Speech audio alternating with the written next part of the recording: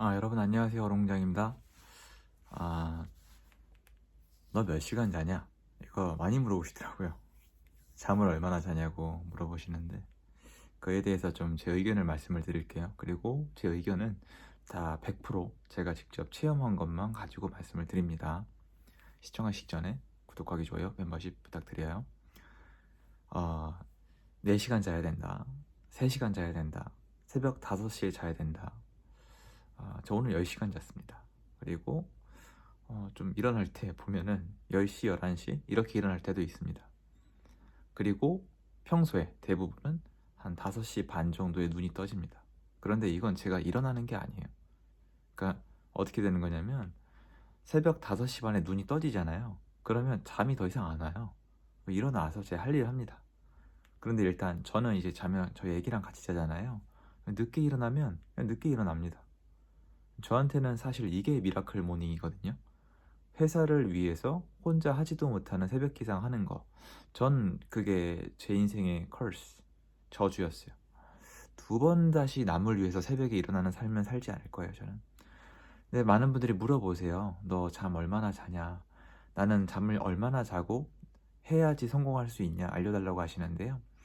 제 의견이 몇몇 분들에겐 되게 실망스러우실 거예요. 왜냐면 예전에 저처럼 고정관념이 있으실 테니까요. 자, 여러분. 전 제 경험을 그대로 말씀을 드릴게요. 여러분 4시간 자고 사라져요? 대답은 되는 사람이 있고 안 되는 사람이 있을 겁니다. 4시간 자고 하루를 도저히 보낼 수 없는 분이 계실 거예요. 그럼 어떤 사람이 또 갔다가 얘기합니다. 똑같은 일상으로 해봐. 독하게 해봐. 간절하면 다 되라는 또 개소리를 하죠. 해보십시오. 아마 예전에 저처럼 운전하다가 졸아가지고 절대 돌이킬 수 없는 대가를 치르게 될 겁니다. 저는 직장 다니다가 잠을 못 자가지고 2번인가 사고가 난 적이 있는데요. 다행히 크게 다친 적은 없습니다. 그런데 지금 생각하면 도대체 왜 그러고 살았는지 이해를 못 하겠습니다. 근데 어쩌겠습니까? 제가 택한 것을요. 사람은요, 여러분, 유전적으로 다 달라요. 유전적으로 다르다니까요. 운동을 해보세요. 수영에 타고난 사람, 등산에 타고난 사람, 암벽 등반에 타고난 사람 다 있습니다. 그런데 그 몸에 맞는 수명 시간이 다 똑같을까요? 뭐 좀 바꿔 얘기해서 그러면 여러분 애들한테, 초등학생한테 4시간씩 하라고 합니까? 왜 성인은 간절하고 열심히 하려면 4시간 자고 버텨야 된다고 얘기하시죠? 그거 말씀하시는 분들 장담할 수 있으세요? 본인 체질이 맞았겠죠. 자, 저 재테크하는 동안에 3시간에서 4시간 잤습니다. 3년 반 동안 4시간 잤습니다. 저희 가족까지 싹 다 아는 사실이에요. 왜 그랬을까요?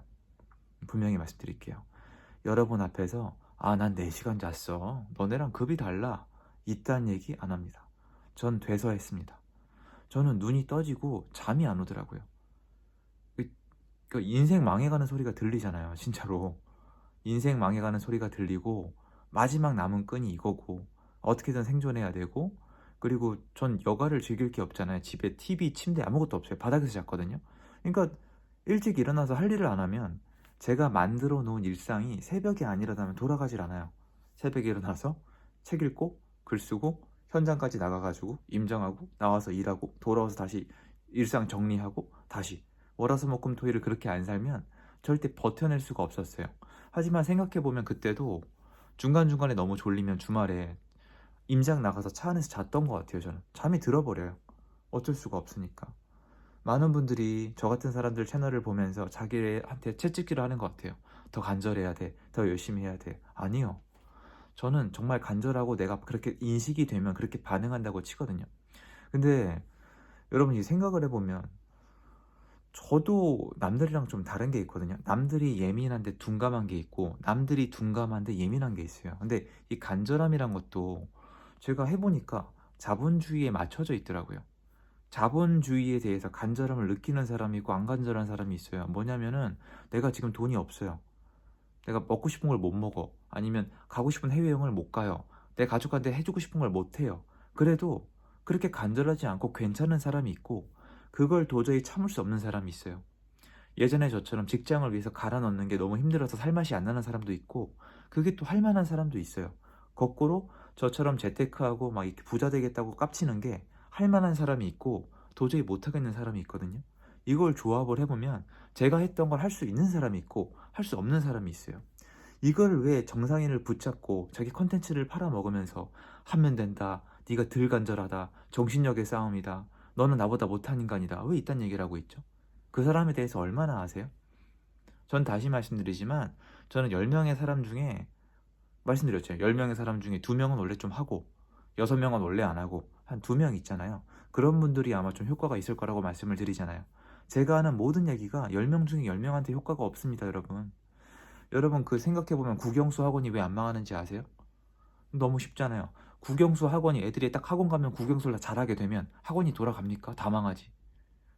학원에 보내면 애들 중에 한 10명 중에 6명 이상은 못해요. 안 된다니까요. 6명 중에 못하죠. 2명은 원래 잘하잖아요. 근데 2명이 따라온단 말이에요. 그러니까 2명도 계속 다녀야 돼요. 이 4명 가지고 싸움을 시키는 거고 6명은 들러리예요. 제 얘기에 반박할 수 있는 분 계세요?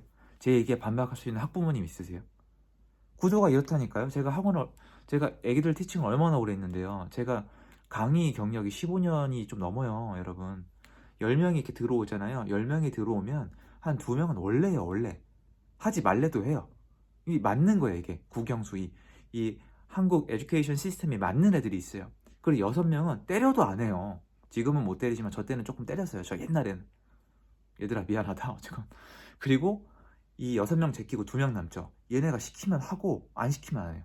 그러니까 강사들이 제일 앞에 내세우는, 강사들이 제일 자랑스러워하는, 강사들의 자기 그 포트폴리오에 들어가는 얘네가 이 2명이에요. 총 4명이죠. 그럼 얘네 2명이 열심히 하면 얘네 2명을 따라잡아요. 그래서 싸움이 붙어요. 4명이 미친 듯이 하잖아요. 그럼 학원 분위기가 좋아져요. 근데 6명은 들러리예요. 이 강의 보신 분 중에, 제 얘기 들으시는 분들 중에 애들 학원 몇 년 보냈는데 성적 안 바뀐 애들 있으면 댓글 달아주세요. 제 말이 틀립니까? 학원들 다 그거 알아요. 저도 마찬가지예요. 마찬가지라니까요. 제 영상을 보고 저랑 같이 하시는 분들 중에서도 10번 중에 6번 정도는 효과가 별로 없을 거예요. 2분은 원래 각오가 돼 있는데 저한테 팁만 얻어 가실 거고, 한 2분은 진짜 생각이 바뀌시겠죠. 근데 그분들을 위해 멈출 수는 없어요. 근데 그분들한테 갑자기 나머지 6명한테 체질에도 안 맞는 4시간 자라, 그리고 옛날에 제가 읽었던 책 중에 공부가 제일 쉬웠어요인가? 전 그거 읽고 따라했는데 그분이 맞는 것 같아요. 누워서 안 자는 거예요, 여러분. 누워서. 책상에서 자는 거. 제가 나중에 대학 가려고 그렇게 했거든요. 누워서 안 자고 책상에서 잔 거예요. 그래서 어떻게 했냐고요? 망했다고 할 줄 알았죠. 잘 됐어요. 전 되더라고요. 그러니까 저는 약간 그게 되는 애 같아요. 진짜 맘먹고 하면은. 대신에 제가 그때 건강이 다 망가졌어요. 안경 2번 바꾸고 시력이 떨어졌다가, 그러니까 피로로 인한 시력 감퇴. 그 젊은 애가 피로에 의한 시력 감퇴했다가 다시 공부 끝나고 다시 맞추고 몸에 각종 질병 생기고 병원 다니고 그랬죠. 그래서 여러분, 저 주변에 잠 안 자고 부자 된 다음에 병난 분들 많아요. 골로 가신 분도 계시고. 그건 알아두세요. 세상에 공짜는 없어요. 밸런스를 잘 맞춰야 되고, 여러분이 만약에 체력이 좋고 건강하다면 큰 축복은 맞아요. 그런데 생각을 해보십시오. 3시간, 4시간 자고 산다? 3시간, 4시간 자고 5년을 버틴다? 여러분, 제가 재테크에 성공한다면 지금 건강으로 대가를 치렀을까요? 안 치렀을까요? 치렀죠. 치렀죠. 제가, 그러니까 몸은 다행히 큰 탈이 없었는데 정신적으로 조금 힘든 게 있었어요. 왜냐면 이게 제가 이 재테크 관련 실전 투자 가짜인 분들을 좀 싫어해요. 왜 싫어하냐면 저는 투자를 하면서 고통을 많이 겪었거든요. 진 정말 고통스러워요. 정말 그 지옥과 같은 경험이라고 말씀을 드릴게요. 예를 들어서 돈이 없이 투자를 했는데 안 팔려. 계속 깎아달래. 그럼 이대로 가면 난 망하는 거예요. 2억짜리 집을 사서 1억 8천에 전세를 놨어도 2천짜리 투자가 아니에요. 안 팔리면 2억짜리 마이너스가 날 수가 있는 거거든요, 느낌은. 그런 거. 그리고 이제 눈탱이 맞아서 잘못 산 거. 사고로 잘못 낙찰받은 거.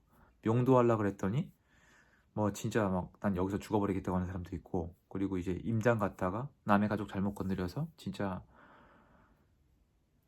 막 사람이 사람한테 살기를 내보내는 그런 게 있어요. 그런 것도 있고, 그리고 이제 그뭐 특수물건 한다. 특수물건도 심해요. 특수물건은 뭐 가장임차인 줄 알았는데 막 전세계약서 만들어서 가져와서 앞에서 내밀어 버리고, 막 이게 여러분이 봤을 땐 막 되게 초인적인 능력이 있을 것 같잖아요. 안 그래, 똑같아요, 여러분. 막 죽을 것 같은 거예요.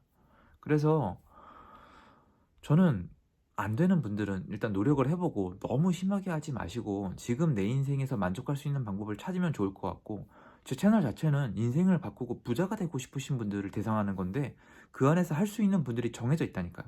그래서 여러분, 제발 내가 했다고 남들도 할 수 있다고 하지 맙시다. 여러분, 제 옆집 사람이 만약에 로또 1등이 됐으면 나도 됩니까? 옆집 사람이 로또 1등이 됐으면 나도 돼요?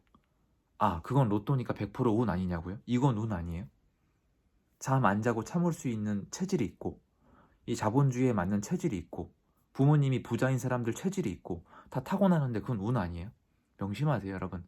운이 안 중요한 영역은 없어요. 세상에 그딴 건 없어요. 운이 제일 중요한 것 중에 하나일 수도 있어요. 저기 사바나 보세요. 어떤 얼룩말 새끼는 태어나자마자 죽고요. 어떤 애들은 무리의 왕이 될 겁니다. 그게 공평합니까? 어디가 공평한데요? 원래 그렇게 돌아가요. 그래서 옛날에 저를 만난다면 전 그 얘기 해주고 싶고, 지금 저를 이렇게 요 화면까지 봐주시는 분들에게 그 얘기 해주고 싶어요. 여러분 자신한테 너무 가혹하지 마세요. 너무 이렇게 학대하지 마세요. 안 그래도 되고요. 그게 되는 사람이 있고 안 되는 사람이 있어요. 사실은 여러분 좀 그렇거든요. 근데 노력하지 말란 뜻은 아닌데, 건강이 제일 중요하고 가족이 제일 중요한데 그걸 다 버리면서까지 하는 게 과연 맞을까라는 생각은 좀 들어요. 그래서 저희 애기 보면서 좀 생각이 나서 좀 영상을 마련해 봤어요. 그래서 혹시 지금 제 영상 보고 저랑 쭉 같이 하시면서 옛날에 저처럼 지금 자기를 학대하면서까지 열심히 하시는 분들, 만약에 건강에 적신호가 오고 뭔가 성과가 안 나오고 있다면 제 얘기를 듣고 한숨 돌리고 좀 한숨 돌려보고, 이게 과연 맞는지, 혹시 나는 좀 더 천천히 가야 되는 사람이 아닌지, 아니면 난 체질적으로 안 맞는 사람은 아닌지, 이러다가 건강만 더 상하는 건 아닌지 한번 좀 점검해 봤으면 좋겠습니다.